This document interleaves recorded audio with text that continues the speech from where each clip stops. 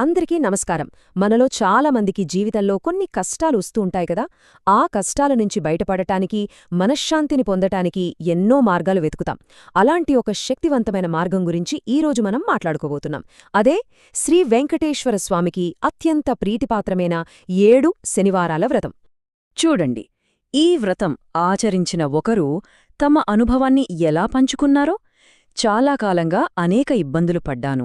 ఈ వ్రతం మొదలుపెట్టాక అద్భుతమైన ఫలితాలు వచ్చాయి. ఈ శక్తివంతమైన పూజ అందరికీ మేలు చెయ్యాలి అని చెప్తున్నారు. వింటుంటేనే మనలో ఒక కొత్త ఆశ, ఒక నమ్మకం కలుగుతుంది కదూ. మన జీవితంలో కూడా మంచి జరుగుతుందన్న ఒక భరోసా వస్తుంది. సరే, మరి ఈ అద్భుతమైన వ్రతాన్ని ఎలా చేయాలో స్టెప్ బై స్టెప్ చూసేద్దాం. ముందుగా ఈ వ్రతం వెనుకున్న శక్తి ఏంటి, దీనికి కావాల్సిన సామాగ్రి ఏంటి, పూజ చేసే చోటుని ఎలా సిద్ధం చేసుకోవాలి, అసలు పూజ ఎలా చేయాలి, ఎన్ని వారాలు చేయాలి, అలానే ఈ వ్రతం చేయడం వల్ల మనకి ఎలాంటి ఆశీస్సులు కలుగుతాయో అన్నీ వివరంగా తెలుసుకుందాం. అసలు ఈ వ్రతం యొక్క ముఖ్య ఉద్దేశమేంటంటే భక్తితో అడ్డంకుల్ని దాటడం. మనలో ఎవరికైనా సరే ఉద్యోగంలో సమస్యలున్నా, కుటుంబంలో గొడవలున్నా, లేదంటే వ్యక్తిగతంగా ఏదైనా ఇబ్బంది పడుతున్నా, అలాంటి సమయాల్లో శ్రీ వెంకటేశ్వర స్వామివారి అనుగ్రహం కోసం ఈ వ్రతాన్ని ఆచరిస్తారు. ఇది మనకొక దారి చూపిస్తుంది. అంటే ఈ వ్రతంలో ముఖ్యమైందేంటో తెలుసా? మన సంకల్పం. మనం ఎంత నమ్మకంతో, ఎంత భక్తితో చేస్తున్నామన్నదే ముఖ్యం. మనసులో పూర్తి విశ్వాసంతో స్వామీ నువ్వే ఉన్నావు అని నమ్మి చేస్తే ఆయనే మన కష్టాలన్నీ తీర్చి దారి చూపిస్తాడని ఒక గట్టి నమ్మకం. సరే, వ్రతం యొక్క శక్తి గురించి తెలుసుకున్నాం కదా. ఇక పూజకు సిద్ధమయ్యే ముందు దానికి కావాల్సిన ముఖ్యమైన వస్తువులేంటో చూద్దాం. మనకు కావాల్సినవి వెంకటేశ్వర స్వామి, లక్ష్మీదేవి, వినాయకుడి ఫోటోలు లేదా విగ్రహాలు. ఆ తర్వాత బియ్యం పిండి, బెల్లం, ఆవు నెయ్యి.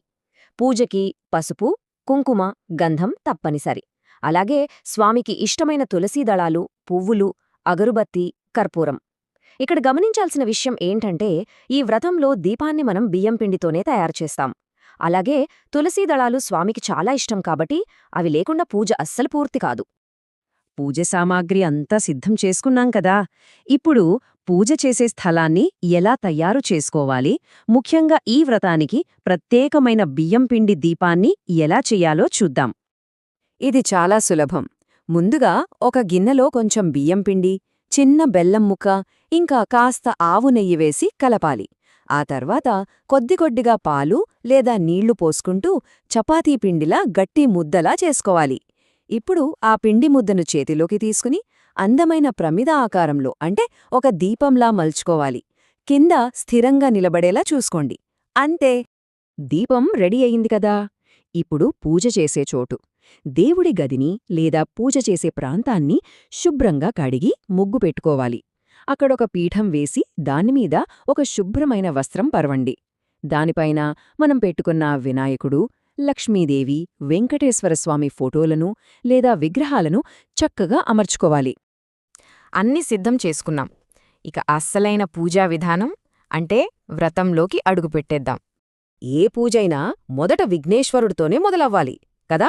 సో ముందుగా గణపతిని ప్రార్థించి ఎటువంటి ఆటంకాలు లేకుండా పూజ జరగాలని కోరుకోవాలి.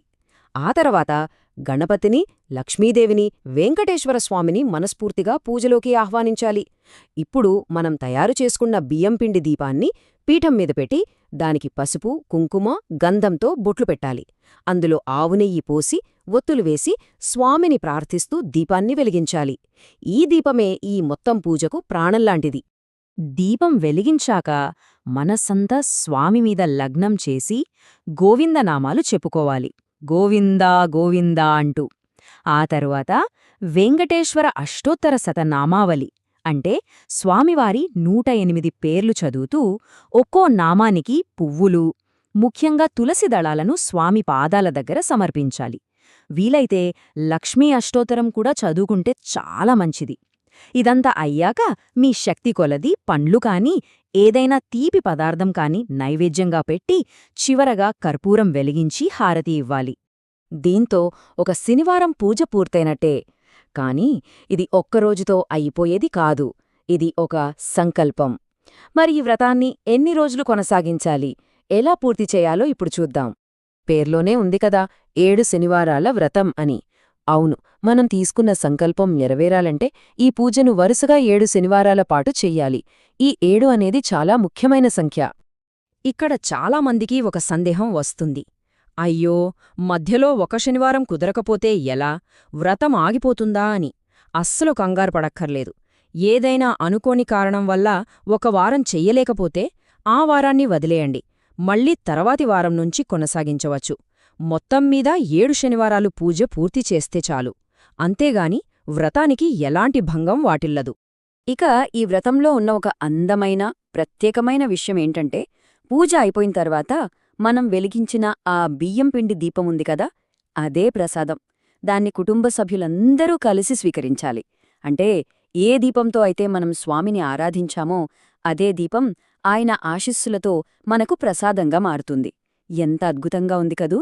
సరే, ఇలా 7 వారాల పాటు ఎంతో శ్రద్ధగా, భక్తిగా వ్రతాన్ని పూర్తి చేశాక ఇక మనకు లభించే ఫలమేంటి? ఆ భక్తి మనకు ఎలాంటి ఆశీస్సులనిస్తుంది? ఒక్కసారి మనం ఆలోచిద్దాం. ఈ వ్రతమనేది కేవలం ఒక పూజ మాత్రమే కాదు కదా. ప్రతి వారం క్రమం తప్పకుండా దేవుడు కోసం సమయం కేటాయించడం, స్థిరంగా ఒకే భక్తితో ఉండటం, ఇది మన మనసుకి ఎంత శాంతిని, ఎంత స్పష్టతను ఇస్తుంది. మన జీవితంలో ఎదురయ్యే సమస్యల్ని చూసే దృష్టికోణాన్నే ఇది మార్చేస్తుంది. ఈ సాధన మనకు ఆధ్యాత్మికంగా ఎంత బలాన్నిస్తుందో ఒక్కసారి ఆలోచించండి.